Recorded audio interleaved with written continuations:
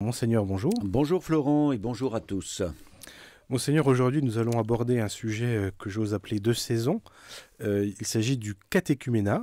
Il s'agit de ces adultes qui, parfois n'ayant pas été baptisés, étant bébés, parfois ayant interrompu leur initiation chrétienne juste après le baptême, décident de refaire un chemin, un parcours avec l'Église pour compléter, aller vers le ou les sacrements. La première question que j'ai envie de vous poser, c'est récent cette affaire ou pas? Mais non, c'est la pratique la plus ancienne et la plus traditionnelle dans l'Église que d'accueillir des adultes qui frappent à la porte, en quelque sorte, pour demander à devenir chrétiens, à devenir disciples de Jésus. On parle des sacrements de l'initiation chrétienne, le baptême, la confirmation et l'Eucharistie. Les trois sacrements qui constituent le chrétien à part entière. Et la pratique originelle dans l'Église, dès les premiers siècles, était bien celle-ci. Le baptême des petits-enfants est venu plus tardivement, à partir du 4e, 5e siècle, mais la pratique originelle, qui sert de référence d'ailleurs pour toutes les démarches de préparation au sacrement, est celle du catéchuménat, ce parcours au long duquel l'Église accompagne des adultes depuis leur première demande jusqu'à la célébration de l'initiation. Alors on a de vagues souvenirs d'histoires anciennes au cours desquelles les personnes devaient renoncer publiquement à certains états de vie ou renoncer au péché, voire même faire des pénitences publiques. Ça semblait quelque chose d'absolument compliqué. Est-ce qu'il y a encore cette dimension de changement de vie pour quelqu'un qui s'apprête à demander le baptême? Oui, bien sûr, c'est le cœur même du baptême. On appelle cela la conversion. Conversion, métanoïa en grec, c'est bien le mot qui désigne un grand changement, un retournement de situation en quelque sorte.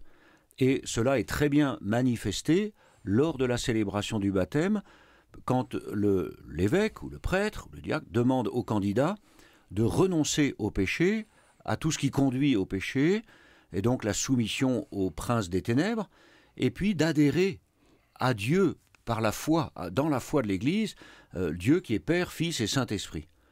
Donc, la conversion, le changement sont des éléments constitutifs du baptême, puisque, l'apôtre Paul nous le rappelle, nous sommes invités à entrer dans une vie nouvelle. Et les pères de l'Église, dans les premiers siècles, ont appelé le baptême la renaissance, la régénération, la recréation. Donc, l'Église accompagne ces adultes pour entrer dans une vie nouvelle, un compagnonnage, une amitié avec le Christ, et ils sont donc invités à laisser, comme tout chrétien chaque jour d'ailleurs, à laisser sur le bord de la route, à laisser derrière eux ce qui n'est pas conforme à l'Évangile, ce qui peut faire obstacle au don de la grâce dans leur vie quotidienne. Et il arrive même que certains candidats au baptême, qui viennent d'une toute autre tradition que notre civilisation occidentale, dont les racines chrétiennes sont évidentes dans l'histoire, que certains demandent à changer de nom et à prendre un nom chrétien pour se mettre sous le patronage d'un disciple du Seigneur reconnu dans l'histoire. Alors, il fut une époque où l'Église dominait la société, on peut dire qu'aujourd'hui ce n'est pas le cas. Donc se conformer à ce que l'Église propose à croire et à vivre, c'est aussi être en but, parfois, avec l'opinion courante. Est-ce que ça n'est pas difficile, ça? Alors c'est difficile, mais là encore, ça fait partie de l'être chrétien que d'accepter une forme de contradiction. Jésus, dans ses enseignements tout au long de l'Évangile,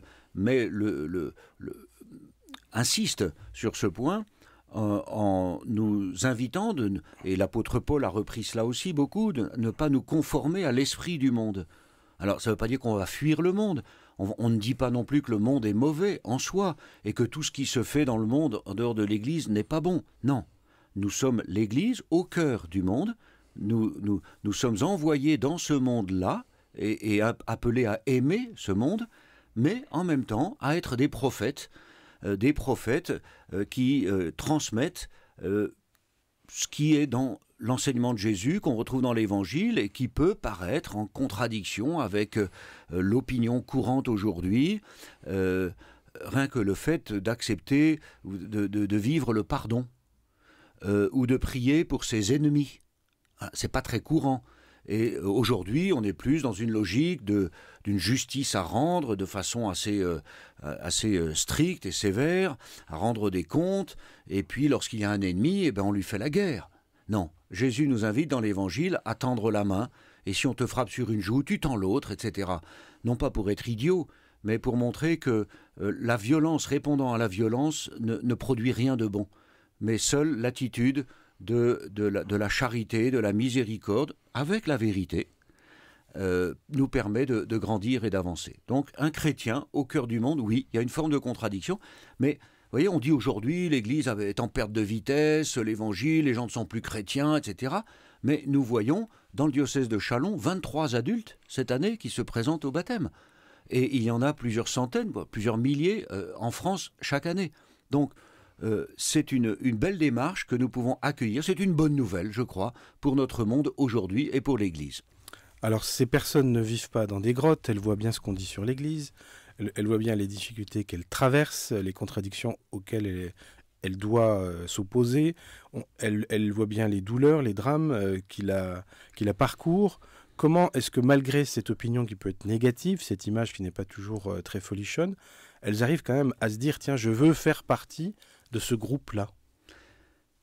Elles regardent Jésus avant de regarder le groupe, et elles sont touchées par l'accueil qui leur est offert dans ce groupe, dans cette communauté, l'Église. Donc la rencontre avec Jésus, c'est vraiment une expérience spirituelle dont les catéchumènes me font part.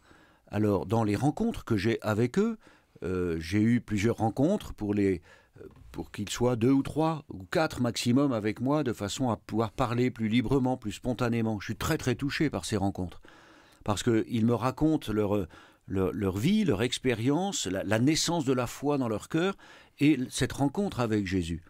En lisant l'Évangile, certains me disent « mais en fait, je priais depuis ma toute petite enfance, et je ne savais pas à qui je parlais, mais je viens de découvrir que c'était à Jésus que je parlais. » Donc il y a des expériences très belles comme cela, et l'accueil de la communauté, et en particulier le rôle que jouent les accompagnateurs des catéchumènes dans les différentes paroisses ou les espaces missionnaires, eh bien, ce sont des personnes qui sont là un peu comme des tuteurs, comme des témoins de la foi, et ça les touche beaucoup, parce qu'ils vivent une véritable expérience de la fraternité dans un monde où quand même chacun est un petit peu enfermé sur soi-même, où les relations humaines peuvent être difficiles.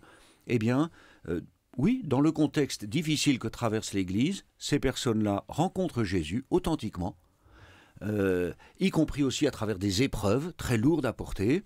Je pense à ces 2 mères de famille que j'ai rencontrées, l'une qui a perdu un petit bébé à la naissance, et l'autre après quelques jours de vie, et qui, au travers et dans le cœur de cette épreuve, font une rencontre avec Jésus par les témoins qui peuvent, avec lesquels ils peuvent parler des chrétiens. Voilà. Donc je crois qu'il y a vraiment ces 2 aspects-là qui nous montrent que c'est possible, et que l'essentiel, nous devons tous miser sur l'essentiel qui est cette rencontre avec Jésus dans l'Évangile. Alors cette préparation au baptême, elle se fait en équipe. Le Covid a quand même profondément marqué et transformé les réalités, notamment les services de streaming ont explosé. Qu'est-ce qui fait que des chrétiens acceptent de sortir de leur canapé, de sortir de chez eux pour donner du temps pendant 2-3 ans pour accompagner quelqu'un? C'est quand même très exigeant. Alors, pas forcément 3 ans. En fait, ça va au rythme de chacun. Mais dans la plupart des situations, sur 2 années. Le catéchuménat se déroule sur 2 années. Il y a d'abord la première demande qui est faite à l'Église, et puis on commence à discerner un petit peu, et est célébrée ensuite l'entrée en catéchuménat, qui ouvre un grand temps de catéchèse d'environ 1 année, avant le carême, comme nous allons le vivre dans quelques jours jusqu'à Pâques. Donc, effectivement, c'est exigeant. C'est un chemin qui demande beaucoup de rencontres, parce qu'ils ont avec leurs accompagnateurs, ils se retrouvent à 2 ou 3 pour approfondir l'Évangile, l'enseignement de l'Église, l'apprentissage de la prière, le service de la charité, etc. Puis il y a quelques rencontres avec l'évêque, et puis il y a des célébrations liturgiques qui jalonnent ce parcours, cet itinéraire, jusqu'à la célébration de l'initiation chrétienne, donc le soir, à la veillée pascale. et encore après jusqu'au jour de la Pentecôte avec la célébration de la confirmation. Donc effectivement, c'est un itinéraire jalonné de beaucoup de rencontres, de rendez-vous, mais ils sont là. Ils sont fidèles et ils mettent la priorité sur ce parcours et ces rencontres, manifestant ainsi que ils sont dans une démarche tout à fait authentique et vraiment intérieure et profonde. Et les accompagnateurs, c'est pas difficile de décider les gens? De décider les gens. À accompagner. Alors oui, c'est ça. C'est une belle mission que des chrétiens découvrent. Ceux que je rencontre sont interpellés un jour ou l'autre par leur équipe paroissiale ou par le prêtre un des prêtres de l'espace missionnaire, et ils découvrent quelle joie leur apporte le fait d'accompagner un adulte qui découvre la foi et qui entre dans la relation avec Jésus. Alors oui, beaucoup, mais vous savez, c'est un peu comme tous les appels que l'on peut lancer.